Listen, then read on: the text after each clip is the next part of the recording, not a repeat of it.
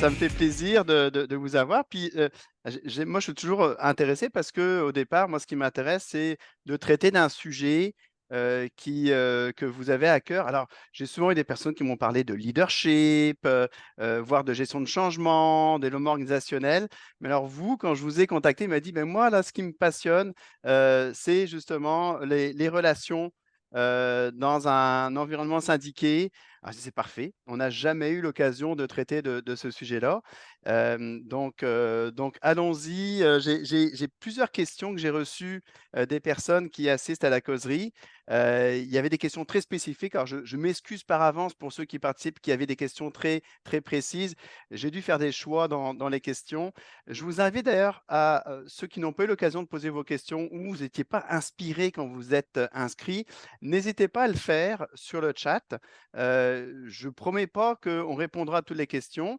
Et puis l'idée, hein, encore une fois, là, c'est certainement pas, Mira, vous êtes pas là pour nous, vous n'avez pas la science infuse, c'est pas un cours universitaire, c'est simplement de partager vos expériences, votre vécu, vos observations, des fois peut-être vos positions, hein, tout simplement. Bah, écoutez, moi j'ai une première question. On parle de relations, heu, patronales, syndicats, on parle d'environnement syndiqué. Puis le contexte de travail évolue. Est-ce que vous voyez des nouveaux défis ou des nouveaux enjeux particuliers avec ce nouveau contexte? On parle du télétravail, de nouvelles attentes, et cetera. Le mieux-être étant aussi une préoccupation un peu plus forte que, il y a 10 ou 20 ans. Est-ce que vous voyez des nouveaux défis là, justement, de gérer cette relation-là? En fait, je pense qu'en milieu syndiqué ou non, le monde du travail est en transformation. On le sait, là, la majorité des gens qui assistent aujourd'hui sont en ressources humaines. On le voit très bien. Donc, j'aurais envie de vous dire qu'à priori, les demandes ou les besoins, que ce soit des employés syndiqués ou des employés non syndiqués, sont sensiblement les mêmes. Conciliation vie-famille, monétaire, bien évidemment. Par contre, un des éléments que je remarque particulièrement depuis les dernières années, puis est-ce que c'est attribuable au contexte spécifique du marché du travail ou non, je ne le sais pas. Mais ce que je remarque, c'est le besoin de reconnaissance de nos employés syndiqués. On peut observer souvent un milieu mixte, hein, où on a des employés non syndiqués, des employés syndiqués. C'est le cas chez Aéroport de Montréal, qu'on a tendance à diviser ces deux groupes de travail-là et à faire certaines différenciations lorsqu'on organise des activités ou Mmh. lorsqu'on on, on porte une attention particulière qui est un peu différente. On a une opinion, hein, veut pas. Nos gestionnaires aussi ont une opinion qui est un petit peu différente des gens syndiqués. On a un certain profil en tête, alors que les employés veulent sortir un peu de ce profil typique-là syndiqué et souhaitent avoir davantage de reconnaissance de leur expertise, de qui ils sont, au-delà de leur ancienneté, au-delà de leur titre et de leur fonction à travers l'entreprise.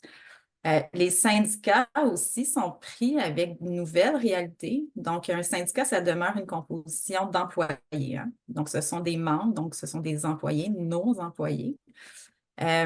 Ils ont, les syndicats, les mêmes difficultés, dans le fond, des fois, à comprendre c'est quoi les besoins réels de leurs employés parce qu'on est au-delà de l'ancienneté, au-delà de la Mmh. question du respect de base, au-delà du salaire, au-delà de la sous-traitance. Donc, il y a des besoins plus profonds, plus individuels aussi qui naissent et qui sur lesquels on doit mettre le doigt pour être en mesure de répondre aux besoins de nos employés, syndiqués ou pas. C'est intéressant. Puis, l les ressources humaines, quels Mhm. sont nos quel est notre rôle là-dessus? J'avais plein de questions qui étaient, et j'ai trouvé très intéressant, quelqu'un a posé la question de savoir, le rôle du syndicat est de protéger l'employé, mais les ressources humaines, est-ce que c'est du coup de protéger les gestionnaires? C'était une question que je trouvais, Ouais. intéressante. En fait, c'est ce qu'on nous apprend, je pense, à l'école, hein. C'est ce qu'on nous apprend à l'université, qu'on est là pour représenter l'employeur et tout ça. Puis c'est vrai, hein, au bout du compte, ce qu'on veut, c'est à l'atteinte des objectifs de l'organisation. Donc, notre rôle en titre de ressources humaines, qu'on soit spécifiquement en relation de travail, à l'acquisition de talent, à la transfo, Ce qu'on souhaite, c'est vraiment faire en sorte que l'employeur atteigne ses objectifs corporatifs et travailler ensemble vers l'atteinte de notre mission, la réalisation de notre mission.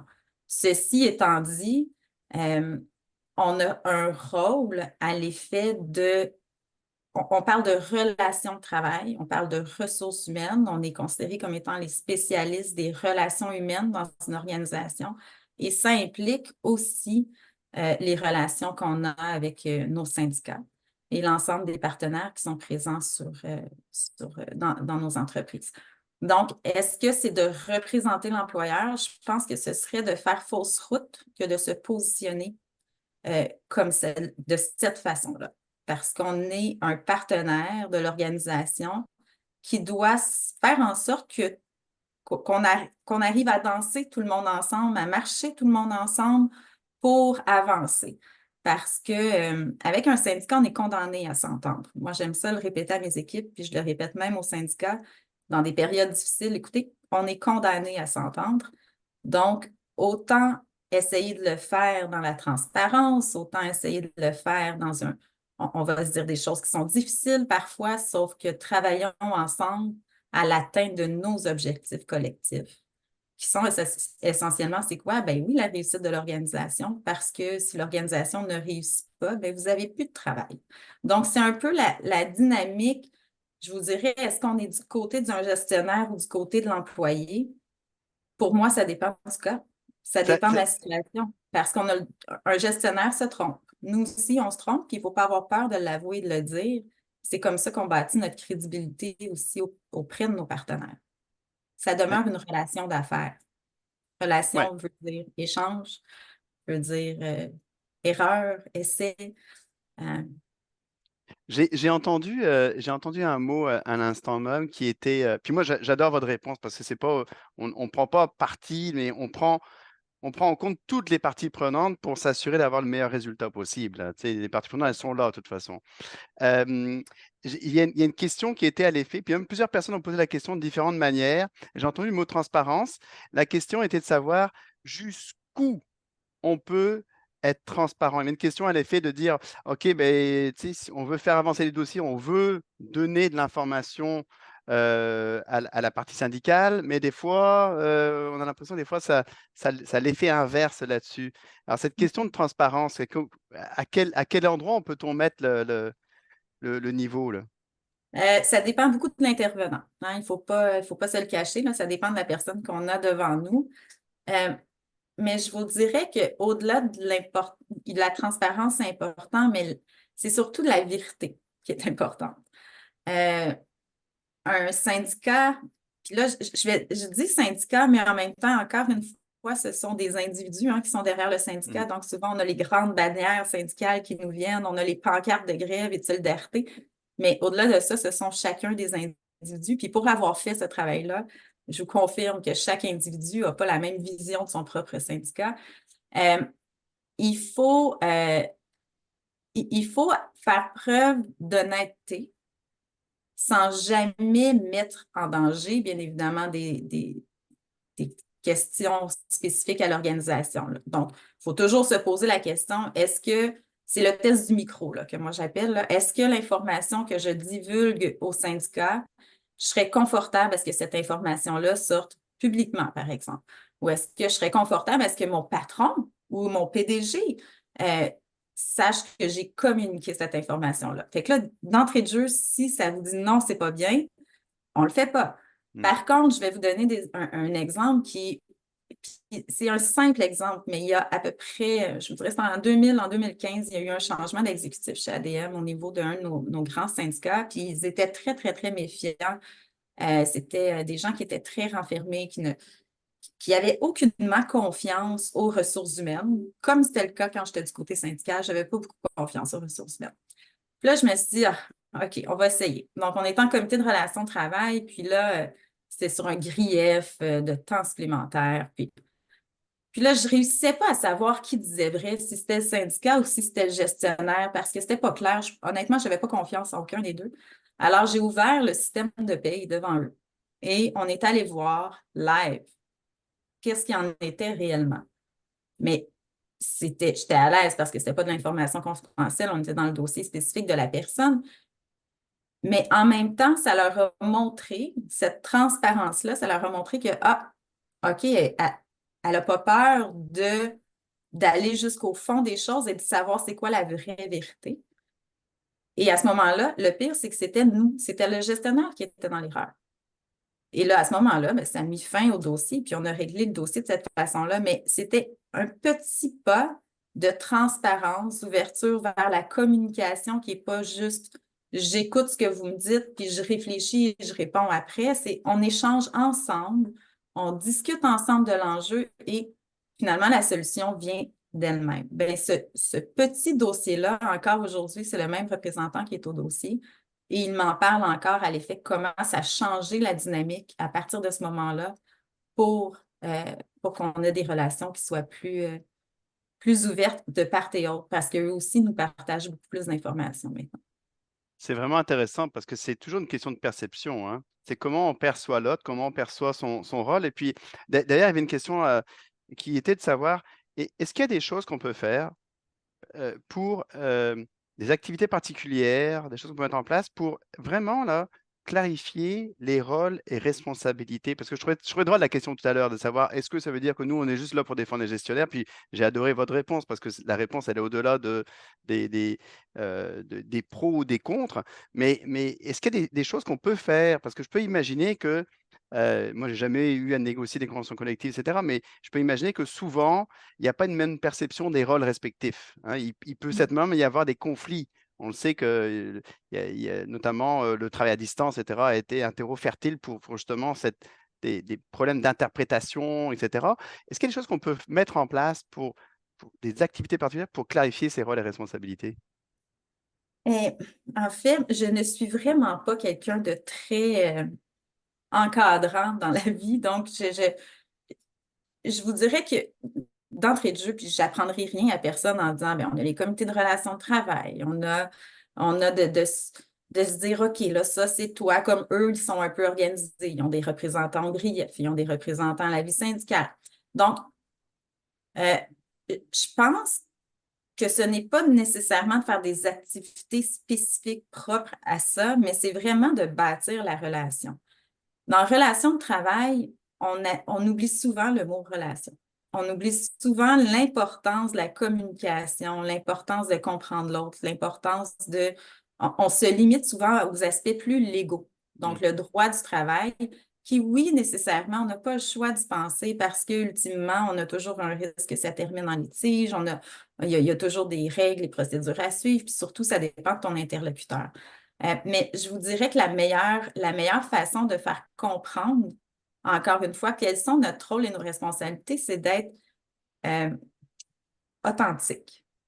Moi, c'est arrivé à quelques reprises où je me suis assise, à l'époque où j'étais responsable des relations de travail, dire, là, c'est au-delà de mes capacités. Ce que tu me demandes, là, je n'ai pas le pouvoir de faire ça et je n'ai pas l'influence. Donc, je comprends, j'adhère à ce que tu me dis, mais voici ma réalité à moi. Donc, au-delà de dire c'est quoi les rôles et responsabilités, la même façon avec nos gestionnaires, est-ce qu'ils ont droit à ils n'ont pas le droit de parler au syndicat? Est-ce qu'on leur laisse gérer des dossiers ou on préfère ne pas les laisser gérer des dossiers? Je vous dirais que ça dépend toujours jusqu'où la personne est à l'aise de le faire, puis de sa capacité aussi à créer des liens avec les représentants syndicaux. Mais autrement, ça demeure encore une fois que ce sont nos employés. Nos employés connaissent notre travail, mais il faut leur parler, leur expliquer. Mais des processus en tant que tels, je ne suis pas une fervente parce que ils sont convaincus, hein. Les syndicats partent avec l'idée que les ressources humaines ne font que représenter les besoins de l'employeur, les intérêts de l'employeur, que les ressources humaines ne comprennent pas leur réalité, que les ressources humaines sont contre les employés. C'est un peu leur perception. Euh, Puis comme je le dis, je le sais parce que j'ai été assise dans cette chaise-là. Mm. Il faut changer cette perception-là en nous divulguant un petit peu plus, en nous mettant un peu plus vulnérables par rapport à eux, puis dire, écoutez, on est là pour travailler avec vous, puis j'aime bien dire, soyons l'adulte dans la situation. Soyons celui qui ouvre la marche et qui ne prenons pas personnel les choses. Ouais, puis moi, en tout cas, je peux comparer aussi parce qu'on travaille avec des firmes en Europe, là. Puis quand vous dites ça, quand vous dites que c'est la perception des syndicats et vice-versa, on pourrait parler de la perception de l'employeur aussi. J'ai même l'impression que c'est encore plus ancré. C'est encore plus ancré, donc des fois, il y a moins de possibilités. Alors que ma petite expérience que j'ai pu voir ici, c'est que quand même, oui, il y a des opportunités d'aller établir ce dialogue-là, d'aller changer des perceptions, d'aller développer une relation. Il y a un certain terreau fertile. Donc là moi, j'invite tout le monde à poser des questions parce que là, Mira répond proactivement à plein de mes questions. C'est parfait, c'est excellent. Je suis Parce que, désolée. ou de vos questions à vous, parce qu'en fait, non, non, c'est parfait, parce qu'il y avait la question de savoir est-ce que le gestionnaire, c'est à lui de gérer ça, ou puis je pense que vous venez de répondre, c'est-à-dire jusqu'à la limite de son expertise, de ce qu'il est capable de faire, ou jusqu'à la limite de où est-ce que nous, on peut l'accompagner pour le faire par lui-même là-dessus. Et puis je pense que vous répondez aussi à la question sur les. Il y a une question qui était est-ce qu'on devrait implanter des protocoles prédéfinis entre les parties afin de bien communiquer? Donc j'imagine que là, je vais Oui. anticiper votre réponse en vous disant que pas forcément d'avoir toujours des protocoles. Ben, en fait, c'est bon d'en avoir au début pour forcer ou pour mettre les premières briques de notre route, là. Donc, oui, pour paver le chemin, d'encadrer, pour pousser les discussions. Mais quand on arrive à un point où on n'a plus besoin d'attendre notre CRT qui arrive dans un mois ou dans 2 mois, qu'on n'a plus besoin de se fier uniquement à un ordre du jour qui nous est présenté ou qui est attendu, puis que là, on range ça bien correctement dans une filière pour s'assurer de le sortir en cas d'arbitrage. La journée où on est rendu au moment où il y a un enjeu, on prend le téléphone puis on est capable de se parler de part et autre, sans nécessiter nécessiter les forums qui sont davantage formels. Je vous dirais que c'est là que la relation atteint un seuil qui, à mon avis, devient intéressant. Souvent, en relation de travail, le moment, puis pour l'avoir, tu sais, j'ai été comme ça, moi aussi, là, conseillère en relation de travail, là, tu te prépares pour tes négociations. Les négociations, c'est l'apogée d'un conseiller en relation de travail, c'est le moment agréable, c'est le fun à travailler et tout ça. Mais avec le temps, on réalise que, ben, puis moi, c'est ma façon de voir les choses, les négociations, c'est un passage obligé. Donc, c'est souvent un moment qui est moins agréable parce qu'on rentre un peu plus en confrontation, les choses sont claires. Mais encore là, je vous dirais que si on a réussi à bâtir une relation pendant ce temps-là, entre les négociations, c'est le moment le critique pour moi, à mon avis, en ce sens où tu réussis à bâtir une relation, à régler au fur et à mesure les solutions et non pas à pelleter à la prochaine négociation. Euh, Quand on arrive en égo, ou des fois, effectivement, là, ça peut jouer un petit peu plus du coude parce qu'on a des dossiers plus difficiles à faire passer, autant eux que nous. Ben, étant donné qu'on a bâti une relation qui est agréable, on arrive dans des moments plus difficiles, plus ardus, c'est plus facile, entre guillemets, de faire passer nos messages et d'en arriver à une entente. Euh, Avant, nos négociations chez ADM se terminaient systématiquement en conciliation dans toutes nos unités syndicales. On était toujours à négocier nos services essentiels au cas où. Puis, on a réussi à transformer ça avec pas toutes nos unités, avec certaines unités pour arriver aux négociations où ça nous a pris un temps record négocier. Puis ça s'est fait dans la bonne humeur, puis on a eu du plaisir à négocier. Je ne pensais jamais arriver à ce point-là, alors qu'il y a 14 ans, on avait 400 griefs actifs et des arbitrages de planifier tout le temps, là. Donc, c'est ça. Je pense que c'est correct de commencer avec du formel, mais après ça, allons-y un peu plus avec du relationnel. Est-ce qu'il n'y a pas un danger? Juste Mhm. pour vous challenger un Challenger petit un peu. peu, ouais, Oui, c'est oui, ça. oui. Mais J'aime ça. est-ce qu'il n'y a pas un danger? Mettons, on établit des bonnes relations avec la partie syndicale, que en fait, du côté de la direction, voire même de certains gestionnaires, ça peut paraître comme si on est moins capable de défendre les positions de l'employeur parce qu'on a développé une proximité avec la partie syndicale. Il y avait une question qui était par exemple sur comment on fait quand, je vois un peu connexe, mais comment on fait lorsqu'il y a un membre de la haute direction qui n'appuie pas ou ne respecte pas ce qui a été entendu avec au niveau de la convention collective ou autre.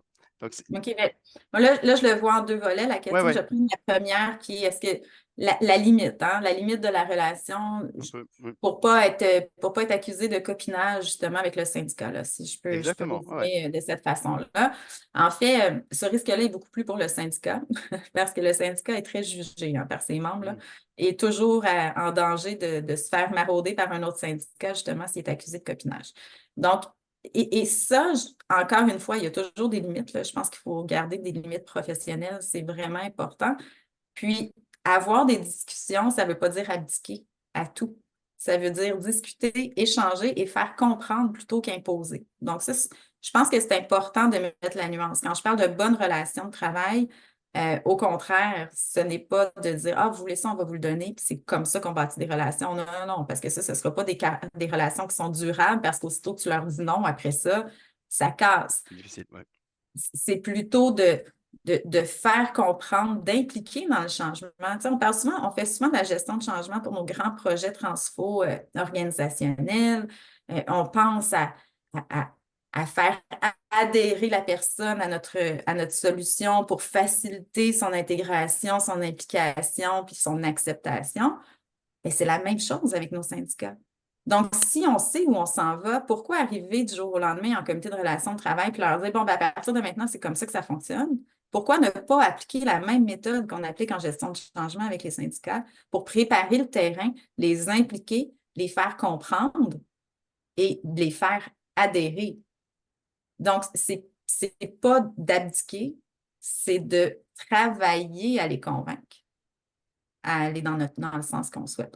Et là, si je prends votre autre question concernant un membre de la direction, par exemple, qui ne respecte pas les engagements de la convention collective, euh, je vous dirais, on ne peut pas qu'on...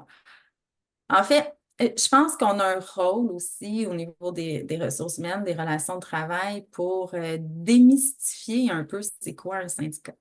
Si déjà, nous, on arrive comme RH en disant, oh mon Dieu, un syndicat est là, je me cache, oh non, c'est méchant, oh non, c'est pas bien, oh non, c'est négatif, mais on est les spécialistes, puis on est en train de dénigrer une partie adverse. Alors que on a un rôle de venir tempérer, de venir calmer l'organisation aussi pour faire en sorte qu'on ait un environnement de travail plus harmonieux. Donc, on a un rôle d'éducation au niveau de nos gestionnaires pour les faire réaliser que dans plusieurs, surtout dans la fonction publique, là, nous, ce n'est pas la fonction publique, mais on l'était antérieurement, un syndicat, c'est là pour rester, là. Je ne penserais pas que demain matin, il n'y ait plus de syndicat. Donc, à la place de se lever le matin en les maudissant puis en disant ah, non, je ne peux pas croire que je vais avoir à travailler avec eux ou qu'est-ce qu'ils vont faire encore, bien là, ça devient drainant, très négatif, puis c'est pas bon pour le moral de personne. Donc, comment, comment se positionner pour faire adhérer, finalement, dire OK, là, ils sont là, on vit avec, donc comment mieux travailler avec eux? Mais des gens qui ne voudront jamais, puis qui ne veulent pas respecter, par exemple, une convention collective, ne respectent pas plus, à mon avis, non plus les normes du travail ou le Code canadien du travail. Donc, il n'y a pas, il n'y a pas grand-chose. On en a tous. Pas chez ADM, on n'a pas ça chez ADM, mais on en a, on en a tous. Il faut juste essayer de les éduquer, de leur montrer, puis même s'ils demeurent convaincus que ce n'est pas la bonne chose, ben, on a le droit de le dire aussi. Moi, ça m'est déjà arrivé par le passé, là, un représentant syndical. Ben là, tu le connais, ce boss-là, qu'est-ce que tu veux que je te dise? Bien, Hmm. fais ce que tu as à faire. Tu veux Mais déposer un grief, dépose-le. Mmh. Mais moi la question m'a surpris. Je dois avouer quand j'ai vu la question, parce que pour moi, un membre de la direction, il a aussi un devoir de loyauté envers des décisions. On peut être d'accord ou pas, mais au final, surtout en faisant partie de l'équipe de direction, même si on n'est pas d'accord, ben, on doit être capable de quand même être solidaire, hein, des différentes parties prenantes dans notre organisation. Puis il y a des risques aussi associés à ça. Là. Donc, je trouve ça intéressant qu'ils comprennent les risques associés à ne pas suivre ce qui est indiqué dans la convention collective. il y avait une question de savoir, là c'est très large, mais comment, est-ce qu'il y a des stratégies, mais je pense qu'on a un petit peu répondu déjà, mais est-ce qu'il y a des stratégies particulières pour présenter une position patronale qui est défavorable pour la partie syndicale? Est-ce qu'il y a est-ce qu'il y a des trucs et astuces là, pour Ah, ça? j'aimerais ça. J'aimerais ça avoir une baguette magique et pouvoir vous dire aussi ou un livre de recettes. Euh, il n'y en a pas, à mon avis. Tout est une question de savoir-être. Tout est une question de mettre la table correctement, de donner, je pense que l'important, c'est de donner suffisamment d'informations pour que les gens comprennent c'est quoi la décision.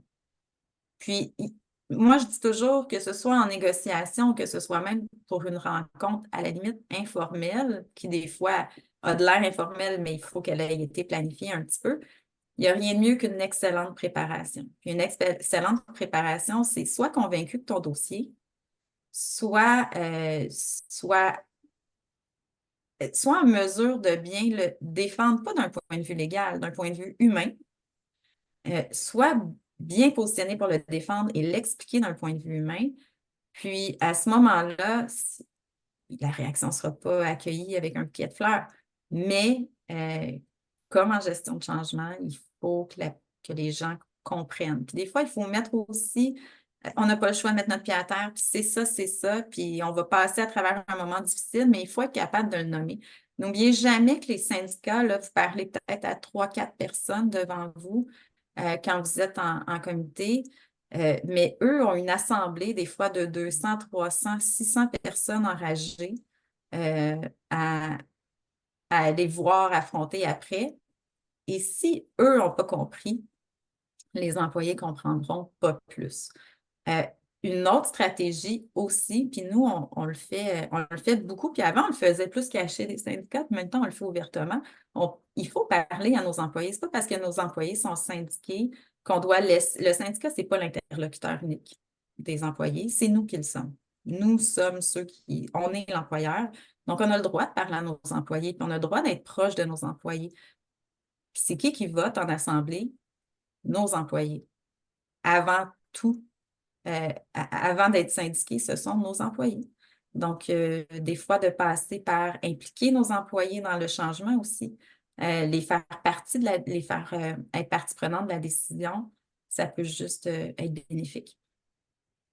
J'aime ça, j'aime ça, j'aime ça. Le temps passe vite. J'ai une toute dernière question, la petite question bonus, Oui. qui est la suivante, qui était posée par une personne qui participe à la causerie. Comment on sait si les relations, elles sont saines? Est-ce qu'il y a des indicateurs, des mesures, des choses qu'on se dit, OK, là, on a réussi à faire quelque chose, on a créé quelque chose d'intéressant. Là, on sent qu'il y a une collaboration, etc.